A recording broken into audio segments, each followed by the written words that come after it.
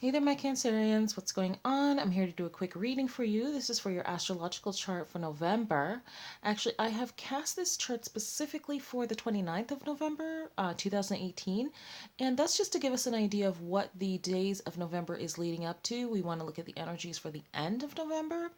So it is a November reading, but it's more telling you what November's energies will be leading up to. This is a reading for Cancer Sun, Cancer Moon, and Cancer Rising. It will really depend on the time you were born and what date in the month you were born. You'll have to know those things. Um, so yeah, this is a general reading. Everything I'm going to mention here may or may not apply to you. And like I said, it may apply to you sooner. It may apply to you later. It just really depends. So yeah, again, this is a astrological horoscope for the zodiac sign of Cancer.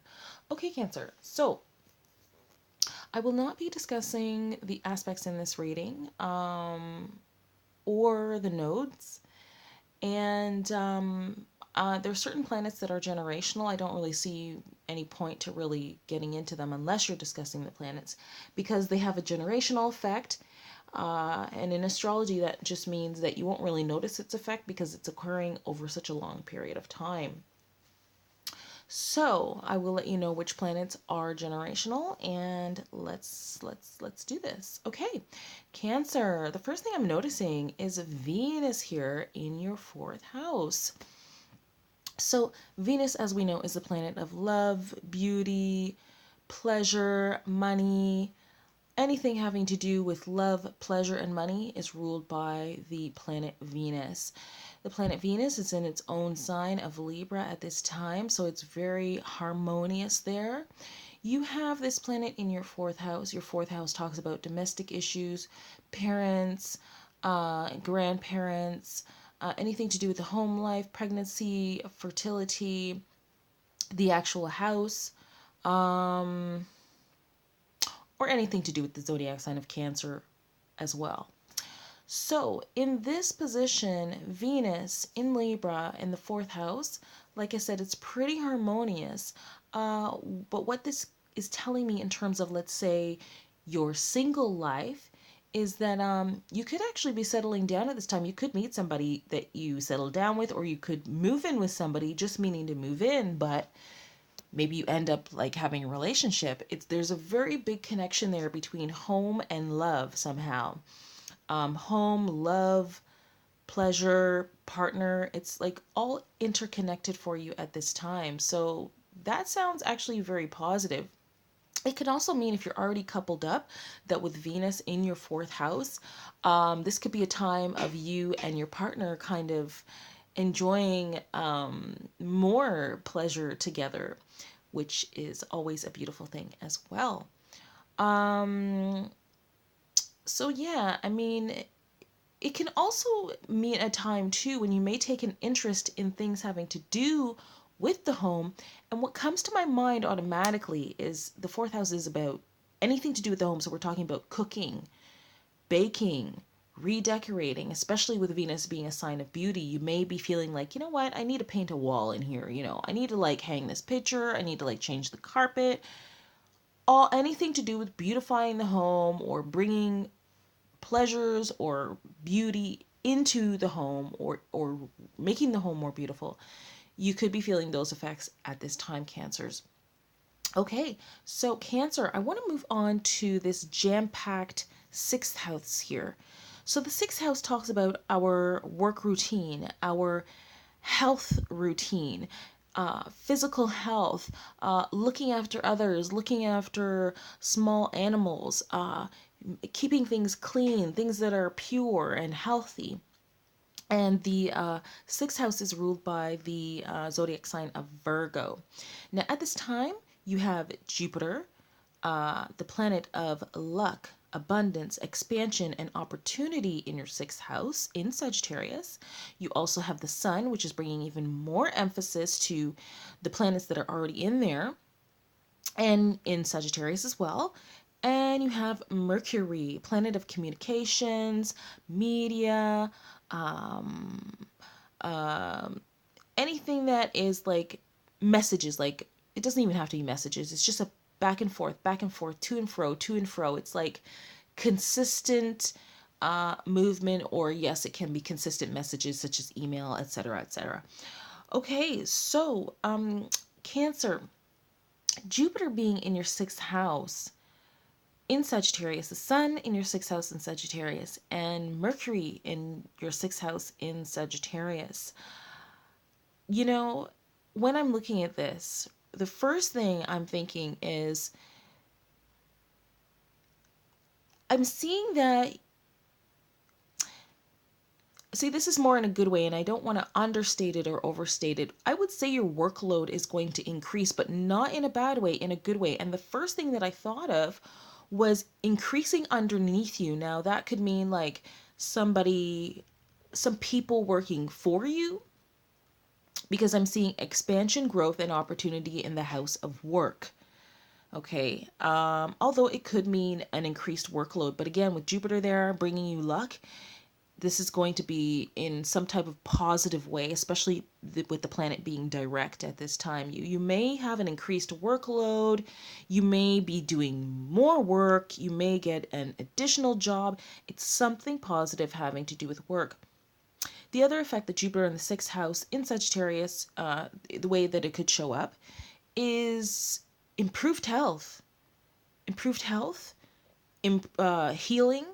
It can talk about things like that help the body, such as like working out, taking vitamins, supplements, and especially Jupiter is also a learning planet. It can talk about learning about health. It can be in a course, it can be in a book, any way of learning, something to do with health, work, structure, and your day-to-day routine is improving somehow. You're getting opportunity, luck, and expansion in these areas at this time, Cancer. So we've got Mercury in your sixth house as well. And Mercury in retrograde, as we know, can cause some problems if we're not careful. So it's in your house of work. So this means when it comes to your work life, I would kind of be sure of the message, the what I'm trying to say, and make it clear. Not only that, if you are in a industry where you send out a lot of emails, or you have to do text messaging or any type of messaging, or come up with agreements or contracts or sign agreements or contracts, I would just make sure, like, double check all the information before sending it off or before agreeing to it. Those are just regular Mercury and retrograde uh, things we have to be sure of. So, like I said, with the sun there in Sagittarius, it's just bringing even more energy to this sixth house Jupiter good luck. And it is within 3 degrees because the sun is 7 degrees and Jupiter is 4 degrees in Sagittarius. I do want to place another emphasis on this because Jupiter is in Sagittarius. This is not something that you are not going to experience. It's something that you will experience because we have Jupiter, a fire planet, in its own sign of fire. Fire and fire equals fire. Okay, Cancers. So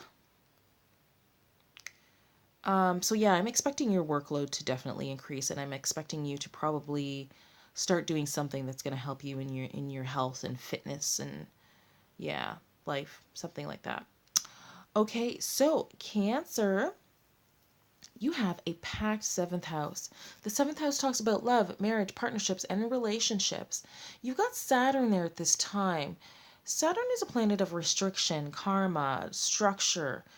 Pluto is a planet of kind of like rebuilding, but it can also talk about obsessions.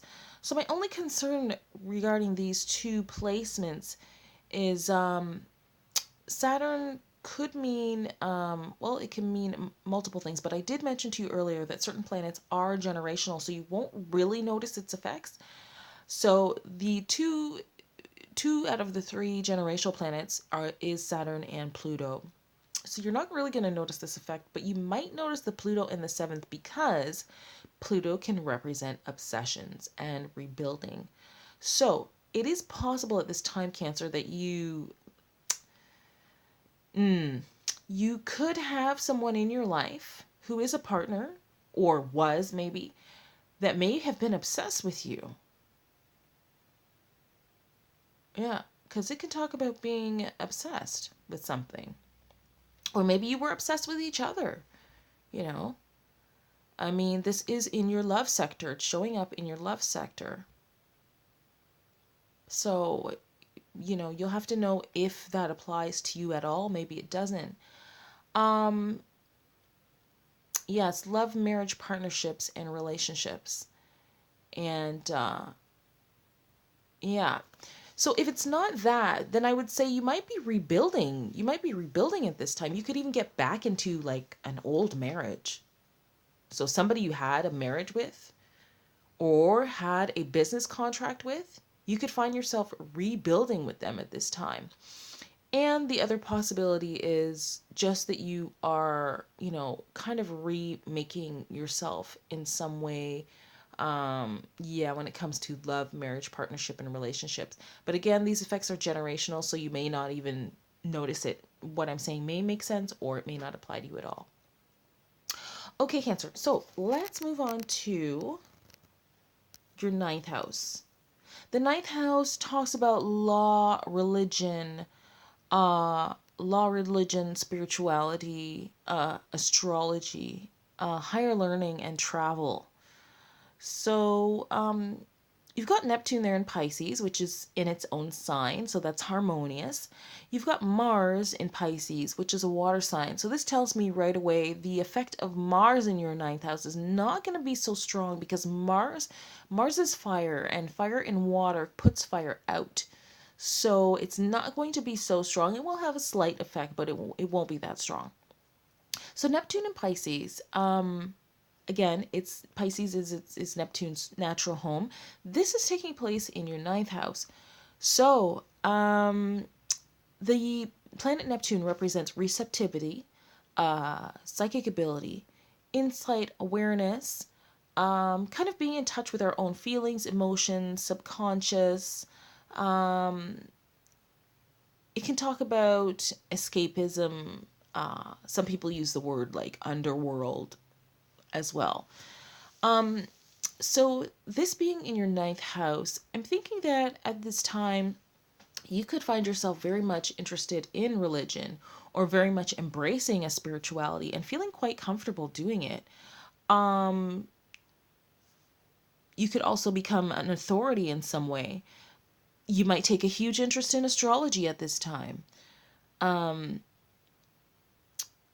Yeah, religion, astrology, you could also be studying. You could also be studying because again, it's higher learning as well.